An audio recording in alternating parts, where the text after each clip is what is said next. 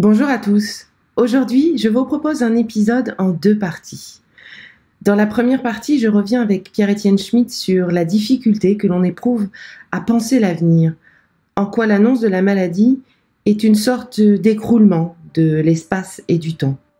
Parce que pendant plusieurs semaines, on se retrouve réduit à la maladie, à son traitement. Avec Pierre-Étienne Schmitt, je comprends la différence entre le futur et l'avenir. Et comment on peut envisager un nouvel avenir avec ce cancer. Alors c'est vrai, cette maladie m'a fauché l'herbe sous le pied. Tout d'un coup, on apprend à vivre avec une épée Damoclès sur la tête. L'avenir que l'on avait imaginé pour soi, notre carrière, notre vie, est complètement bouleversé. On n'a pas le choix que de redimensionner tout cela à l'intérieur de ce nouveau cadre que la vie nous impose. Alors, partons ensemble sur cette redéfinition de l'espace et du temps.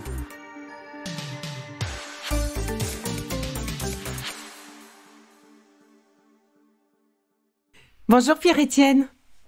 Bonjour Isabelle.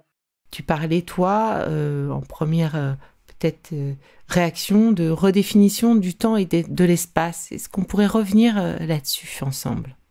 Il est vrai que l'annonce de la maladie peut apparaître soudainement comme un écroulement à la fois de l'espace et du temps.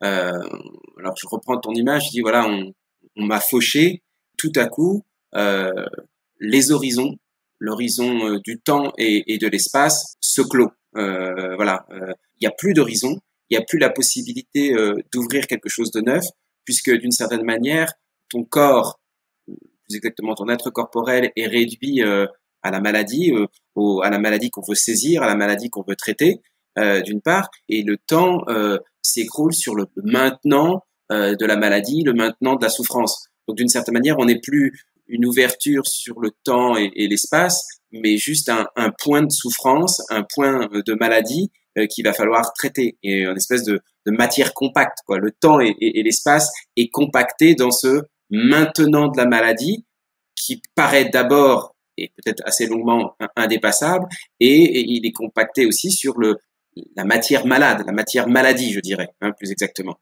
qu'il va falloir traiter. Comme si d'ailleurs tout ton être corporel et donc peut-être toute ta mobilité était réduite à un seul point, le point de la maladie. Oui, tu as une espèce de centre de gravité de la vie qui change. Absolument, absolument. Et là où l'existence se meut, ou notre présence se meut bien souvent dans des paysages ouverts, et bien tout d'un coup, il n'y a qu'un territoire de la maladie à surveiller, et un territoire qui est à tout instant surveillé, traité, contrôlé, et il ne s'agit plus du tout d'un espace libre où l'on pourrait aisément se mouvoir. Bah oui, donc, complètement. Et d'ailleurs, tout ton emploi du temps, en fait, est organisé autour de ta séance de chimio, ta séance de radiothérapie, tes rendez-vous médicaux, toute ta vie, le fait que pendant les 2 jours qui suivent ta chimio, t'es complètement out, et donc faut que ton univers professionnel le comprenne. J'ai eu beaucoup de chance.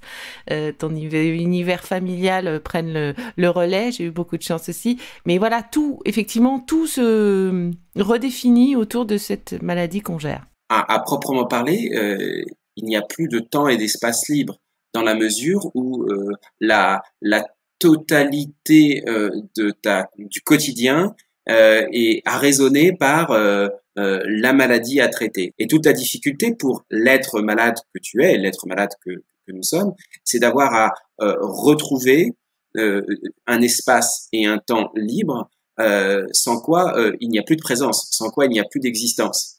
Et du reste, il y a éventuellement quelques futurs. Ce futur, on peut aisément se le représenter. Ça peut être d'abord la mort, et bien évidemment le temps de la maladie est non pas ouvert à l'avenir, mais il est presque clôturé par un futur qui n'est que trop menaçant, qui n'est que trop présent, et donc c'est pas une véritable ouverture à l'avenir, c'est juste un futur. Le futur, c'est ce que l'on se représente, ou ce que l'on peut se représenter à partir de mon maintenant. C'est une projection. Le futur, c'est toujours ce qu'on peut représenter.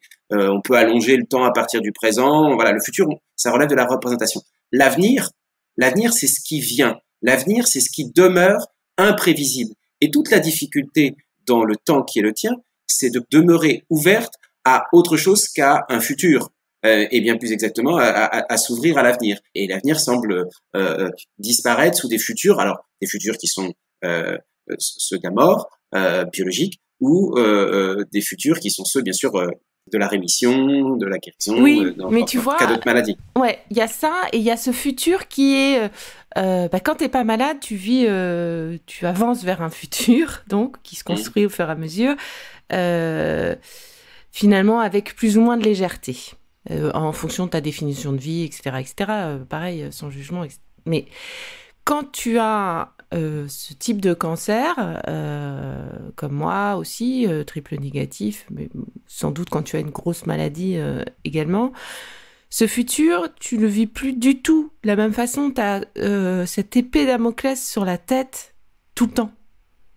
C'est-à-dire que tout le temps, tu pourras rechuter, tout le temps, il faudra vérifier, tout le temps, au moindre ganglion étrange, tu réagiras. Enfin voilà, tu as cette redéfinition énorme. Enfin... Oui.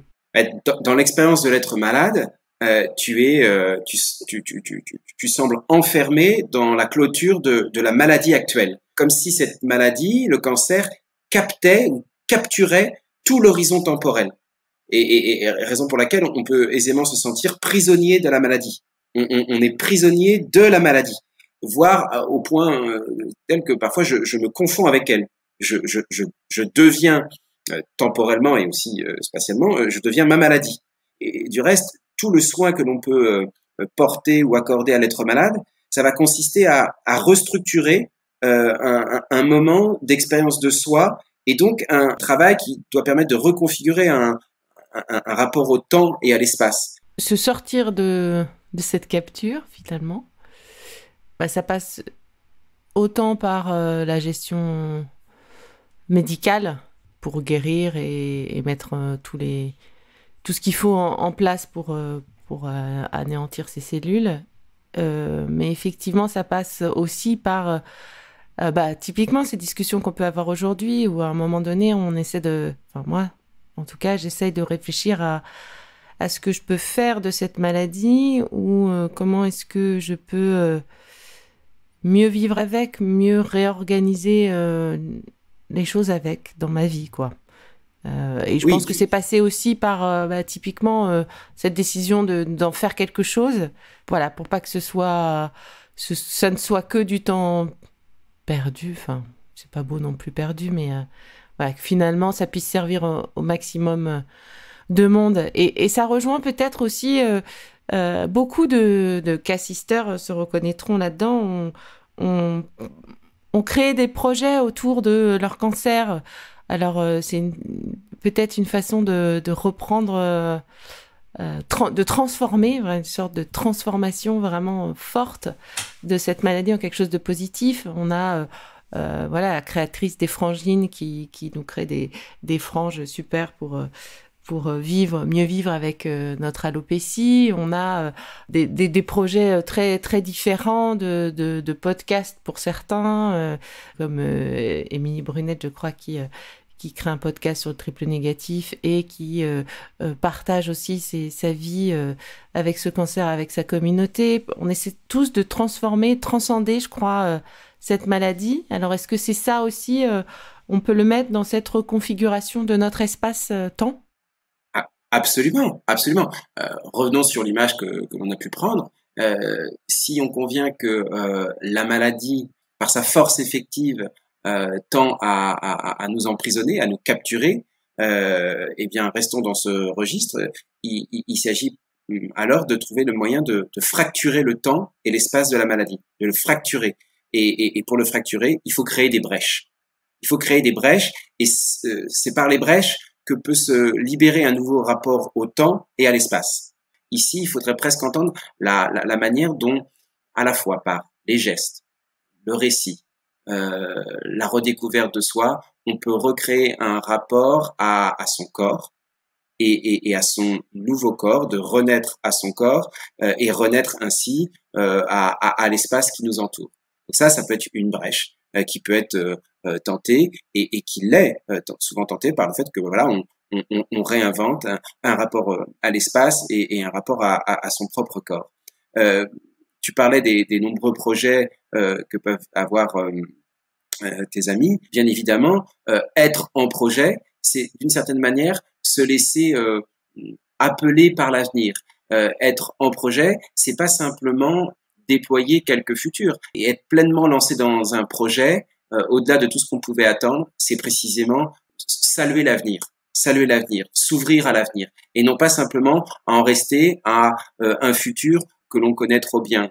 Et c'est pourquoi, bien évidemment, tout ce qui peut relever de la créativité, donc de la créativité de sa propre intimité, par exemple, avec son corps, de la créativité de l'intimité qu'on peut avoir avec d'autres corps, de la créativité qu'on peut avoir à l'égard de dans son rapport à l'espace, mais également une créativité qui réinitie un rapport au temps qui soit pas un temps déjà fait, mais un temps inaugural, un temps créatif, un temps d'invention. Je crois que ça permet de fracturer cette forme de territoire de la maladie, cette prison de la maladie. La raison pour laquelle, bien évidemment, il faut... alors, c'est pas simple, hein, il faut trouver la manière de se relancer dans un rapport nouveau au temps et à l'espace. Et bien évidemment, ça relève donc d'une reconfiguration de soi, mais ça participe pleinement de la reconfiguration de soi.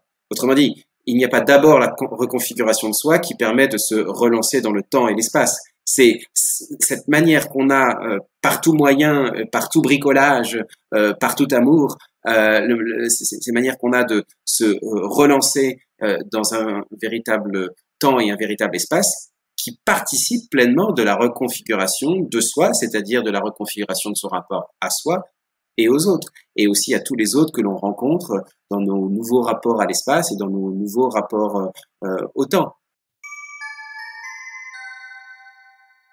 On comprend aisément avec cet épisode l'importance de la création des projets qui vont nous permettre de reprendre en main et de casser le rythme de la maladie, reprendre en main donc un nouvel espace, un nouveau temps et enfin se libérer de ce poids qui nous a été imposé. Je vous propose maintenant d'écouter la partie 2 de nos échanges autour de la normalité du corps et de l'importance de retrouver le contact avec ce nouveau corps.